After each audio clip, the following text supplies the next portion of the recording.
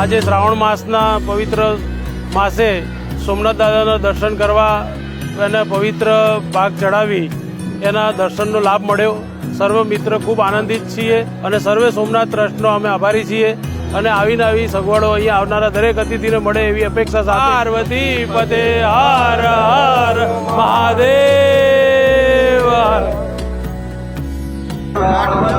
Mahadev